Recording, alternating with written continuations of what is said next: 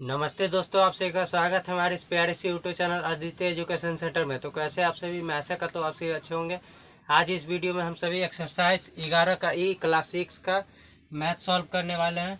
और इस एक्सरसाइज में चतुर्भुज के बारे में है, तो हम चतुर्भुज के पहले प्रकार पढ़ेंगे तभी इस एक्सरसाइज को सॉल्व करेंगे। तो देखिए, चतुर्भुज के प्रकार, पहला है समलंब चतुर्भुज हमें पढ़ना है। देखिए, समलंब चतुर्भुज में कोई दो भुजा समांतर होना चाहिए। समांतर मतलब पैरेलल, मतलब कि ये आमने सामने वाली भुजा जो है पैरेलल है, कहीं से भी नापेंगे उतना ही रहेगा। मान लेते हैं यहाँ 4 सेंटीमीटर दूरी है, यहाँ भी 4 होगा, यहाँ भी 4, पैरेलल होना चाहिए। इस प्रकार के चतुर्भुज को समलंब चतुर्भुज कहेंगे। इसका नाम ABCD है मान लेते हैं। तो AD जो है पैरेलल होगा BC के, इसके, यही है समलंब चतुर्भुज। अब आते हैं इसके आएंगे। अब देखिए, दो नंबर समांतर चतुर्भुज के बारे में जानना है। समांतर चतुर्भुज मतलब ऐसा चतुर्भुज जिसकी दो विपरीत भुजा बराबर हो, वो समांतर चतुर्भुज कहलाता है। इसका चित्र देखिए,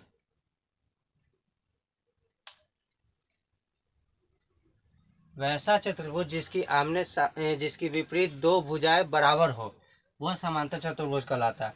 देखिए, इसमें ये और ये दोनों भुजा बराबर होगा, और ये और ये और ये बराबर होगा। विपरीत भुजा मतलब आमने सामने वाली भुजा, इसके सामने वाला ये बराबर होगा इसके, और इसके ये बराबर होगा, तो ये समांतर चतुर्भुज कहलाएगा। ठीक है। समांतर चतुर्भुज के विपरीत भुजा बराबर होता है। पहला तो ये हो गया ABCD, इसमें AB के बराबर होगा DC, और AD के बराबर होगा BC। हम इसे लिख भी सकते हैं पॉइंट बना के। समांतर चतुर्भुज की विपरीत भुजाएं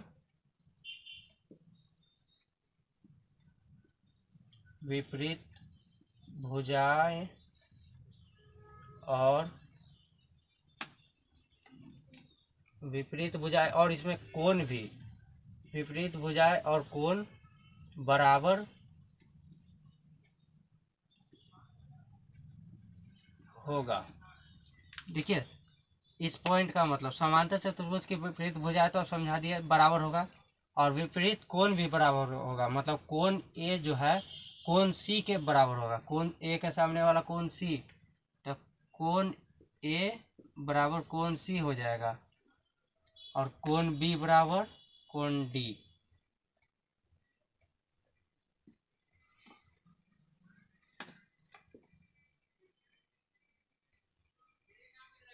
विपरीत भुजाएं और कोण बराबर होंगे। ठीक है। अब देखिए, अब समांतर चतुर्भुज के जो विकर्ण है, समांतर चतुर्भुज के जो विकर्ण है, एक बड़ा और एक छोटा है। तो समांतर चतुर्भुज के विकर्ण तो बराबर नहीं होंगे, लेकिन समांतर चतुर्भुज के विकर्ण एक दूसरे को समद्विभाजित करते हैं।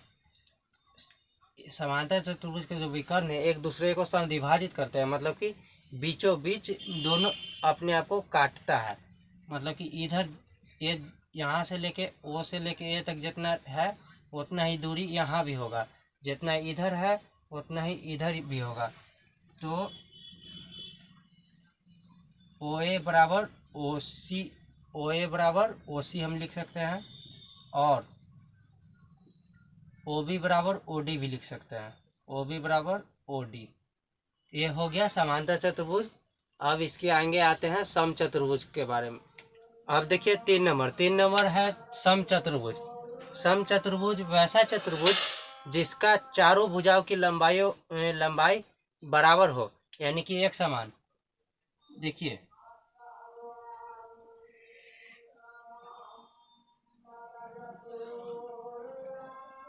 ये भुजा जितना है ये भी उतना ही रहेगा, ये भी उतना ही और ये भी उतना ही रहेगा। ये है समचतुर्भुज, वर्ग के जैसा दिखेगा। वर्ग में बस 90 डिग्री कौन होता है, इसमें 90 डिग्री नहीं रहेगा। यही वर्ग और समचतुर्भुज में अंतर है। देखिए समचतुर्भुज की विपरीत भुजा जो होता है, विपरीत भुजा इसमें भी समांतर होता है। समचतुर्भुज की विपरीत भुजा समांतर होती है।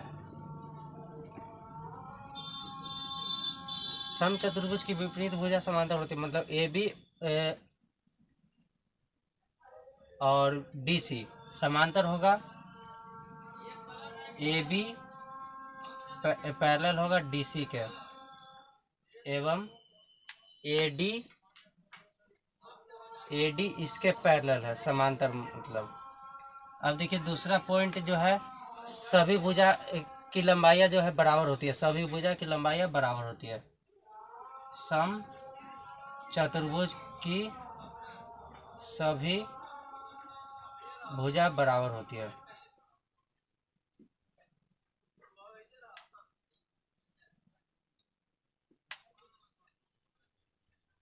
सभी भुजा बराबर कहने का मतलब ए बी होगा बराबर बी सी के, बी सी होगा बराबर सी डी के, और डी सी डी होगा डी ए का, मतलब सब बराबर। अब तीसरा पॉइंट है विपरीत कोण। इसमें भी विपरीत कोण बराबर होता है, मतलब विपरीत कोण कहने का मतलब सामने वाला कोण, आमने सामने वाला। ए और सी विपरीत समचतुर्भुज की विपरीत कोण समान होते हैं।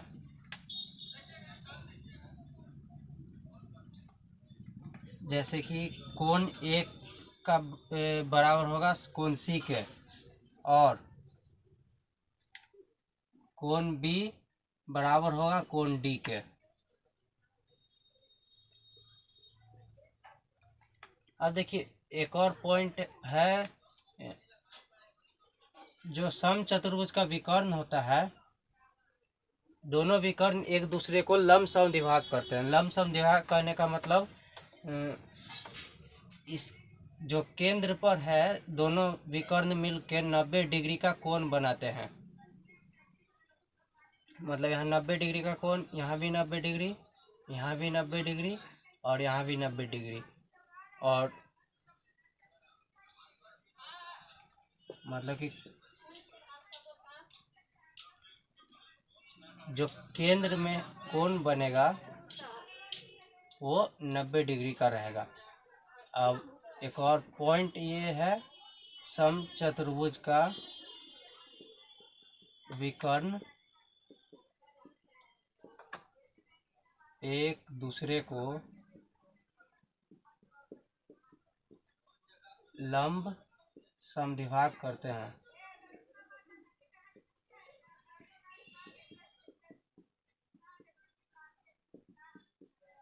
और इसमें देखिए विकर्ण जो है सब बराबर नहीं होगा, क्योंकि ये समचतुर्भुज है।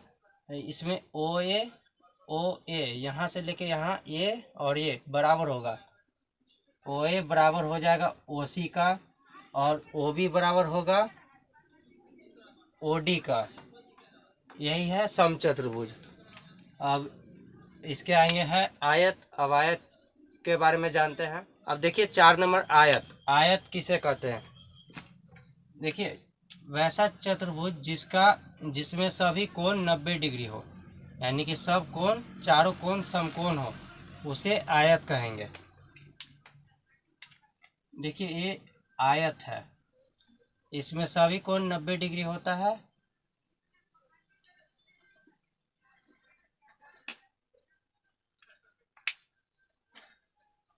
और देखिए इसके विपरीत भुजा जो होता है इसमें भी बराबर होता है, विपरीत भुजा आयत का बराबर होता है।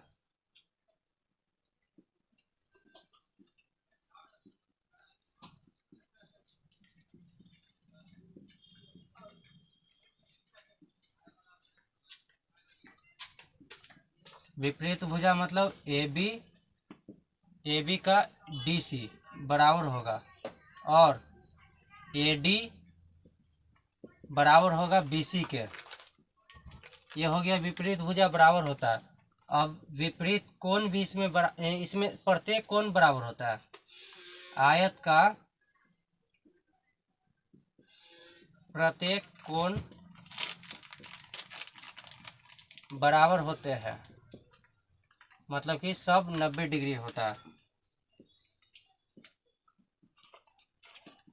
अर्थात प्रत्येक कोण 90 डिग्री होता है।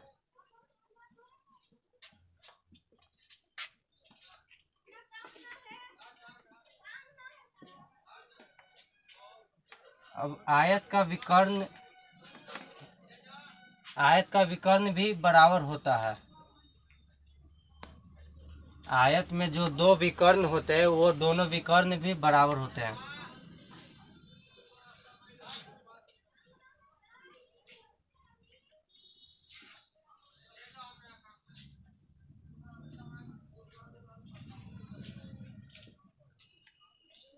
विकर्ण ए सी और बी डी, ए सी बराबर बी डी। ये हो गया आयत। अब आते हैं इसके आएंगे एक और लास्ट है वर्ग।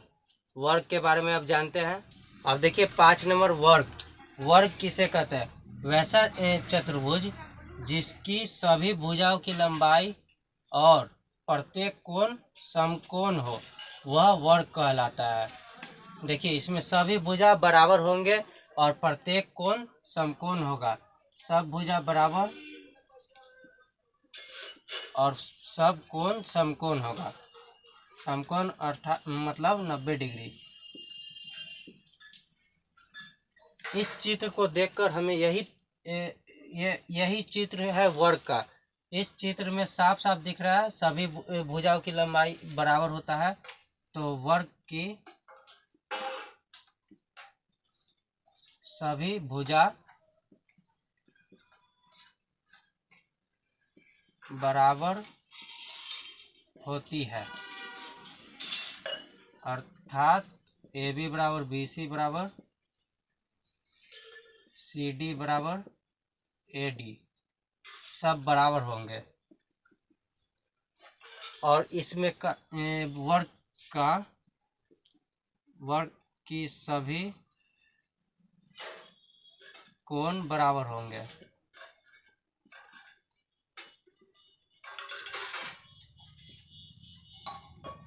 मतलब कि कोण बी ए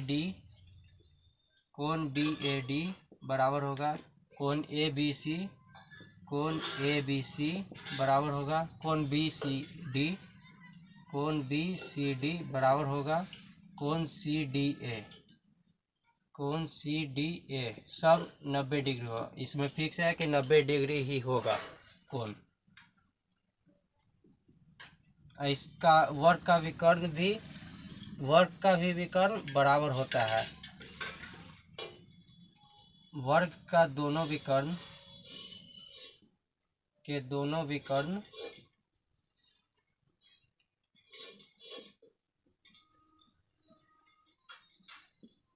बराबर होते हैं, मतलब कि ए सी बराबर बी डी। अब एक और पॉइंट इसमें है, वर्ग के विकर्ण भी एक दूसरे को लमसम विभाजित करते हैं। मतलब कि यहाँ पर वर्ग के विकर्ण 90 डिग्री का वहाँ कोण बनाते हैं। ठीक है, वर्ग के विकर्ण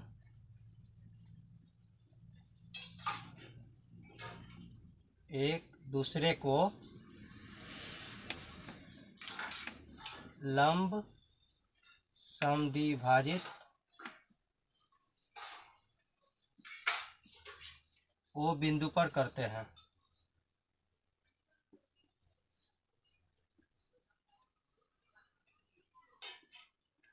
देखिए इसमें ओ बिंदु यहाँ है, ओ बिंदु पर दोनों विकर्ण लमसम विभाजित करना, मतलब यहाँ लंब मतलब लमसम विभाजित करने का मतलब लंब यहाँ 90 डिग्री का कोण बन रहा है। ठीक है, तो यहाँ कोण ए ओ बी, कोण ए ओ बी बराबर कोण बी ओ सी, कोण बी ओ सी बराबर कोण सी ओ डी, कोण सी ओ डी बराबर होगा कोण डी ओ ए। सब चारों 90 डिग्री ही होगा इसमें भी। ठीक है, बस इसमें इतना ही था। और ये सभी आपको याद करना है, 1 से लेकर 5 तक जितना भी लिखा है सारा चतुर्भुज के बारे में आपको पढ़ लेना है, याद कर लेना है, तभी आपसे एक्सरसाइज बनेगा, नहीं तो एकदम नहीं बनेगा। इसीलिए पहले ये वीडियो में है और आपको याद करना है तभी बनेगा, नहीं तो कुछ भी नहीं बनेगा ये सब बिना याद कर ले। अब चलिए एक्सरसाइज पे आते हैं। अब देखिए एक्सरसाइज स्टार्ट करते हैं। एक्सरसाइज का पहला क्वेश्चन है रिक्त स्थानों को भरना है। देखिए पहला का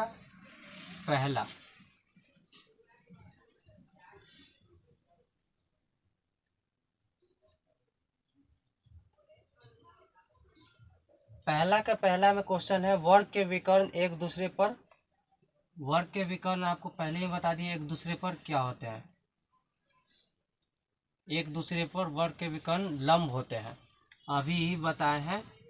इसका हो जाएगा आंसर, यहाँ इसमें भरा जाएगा पहला नंबर में लंब।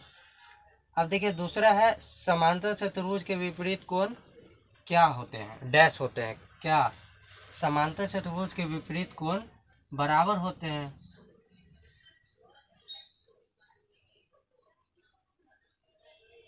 ठीक है, अब देखिए सम चतुर्भुज के तीसरा नंबर है, सम चतुर्भुज के विकर्ण एक दूसरे पर लंब होता है।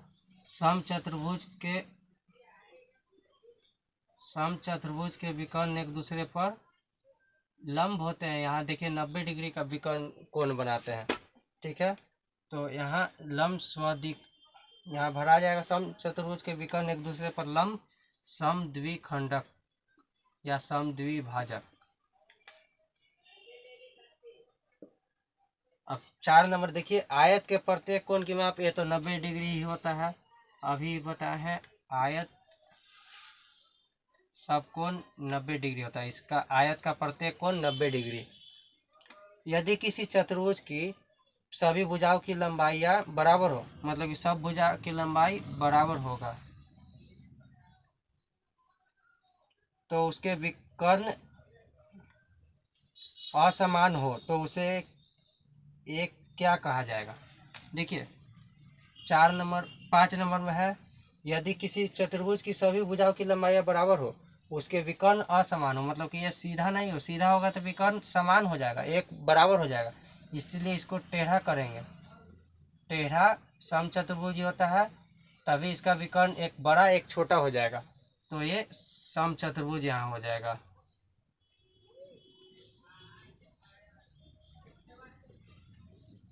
अब 6 नंबर है यदि किसी समांतर चतुर्भुज के विकर्णों की लंबाई बराबर है, मतलब कि इसके में लंबाई बराबर है और उसकी आसन्न भुजाएं असमान है, मतलब कि जो आमने सामने वाली भुजा है वो असमान है, आमने सामने नहीं अगल बगल। ऐसा तो आयत में ही देखने को मिलता है, क्योंकि आयत में विपरीत भुजा बराबर होती है, मतलब कि आमने सामने की भुजा बराबर होती है, तो यहाँ आयत हो जाएगा आंसर। अब देखिए भरने वाला कंप्लीट हो गया। अब सही गलत है 2 नंबर में, अब सही गलत पे आते हैं।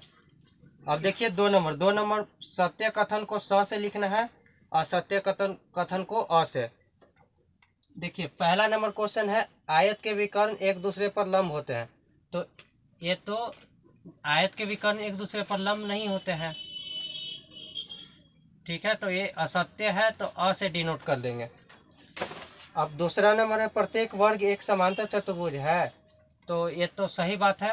हाँ, तो समांतर चतुर्भुज के विकर्णों की लंबाइयाँ बराबर होती है। समांतर चतुर्भुज के विकर्णों की लंबाइयाँ बराबर नहीं होती। समांतर चतुर्भुज मतलब ये भी हो गया, विकर्ण बड़ा छोटा भी होता है, तो ये अ से असत्य। प्रत्येक वर्ग एक समचतुर्भुज है, तो ये तो है ही, वर्ग ही समचतुर्भुज बनता है। प्रत्येक समचतुर्भुज एक वर्ग हो सकता है? देखिए, प्रत्येक वर्ग एक समचतुर्भुज हो सकता है? नहीं हो सकता है, क्योंकि समचतुर्भुज का कोण 90 डिग्री नहीं होता है। तो ये गलत है। मतलब प्रत्येक समचतुर्भुज एक वर्ग है, एक अ से असत्य नहीं होगा। क्योंकि देखिए, वर्ग के लिए टर्म्स एंड कंडीशन है कुछ 90 डिग्री कोण होना चाहिए। समचतुर्भुज में 90 डिग्री कोण नहीं होता है, इसीलिए नहीं होगा। अब 6 नंबर है, प्रत्येक आयत एक समांतर चतुर्भुज है। 6 नंबर देखिए होगा ही समांतर चतुर्भुज आयत। 7 नंबर, प्रत्येक समांतर चतुर्भुज एक आयत है। नहीं, ये गलत बात है, क्योंकि सब में 90 डिग्री का कोण नहीं होता है। प्रत्येक वर्ग एक आयत है। प्रत्येक वर्ग एक आयत, हाँ ये सही बात है, क्योंकि आयत के लिए 90 डिग्री कोण ही जरूरी है सिर्फ। और प्रत्येक आयत एक वर्ग है, तो ये गलत बात है। क्यों गलत है? क्योंकि आयत एक वर्ग नहीं हो सकता है, लेकिन वर्ग एक आयत हो सकता है। आयत के लिए हमें 90 डिग्री की ही जरूरत है, लेकिन वर्ग के लिए 90 डिग्री और प्लस सभी भुजा उसका बराबर होना चाहिए। इसीलिए प्रत्येक आयत एक वर्ग नहीं है। इसी तरह 11 का ये एक्सरसाइज खत्म हो गया। मैं ऐसा करता हूँ कि आप सभी को ये एक्सरसाइज पूरा समझ में आया होगा।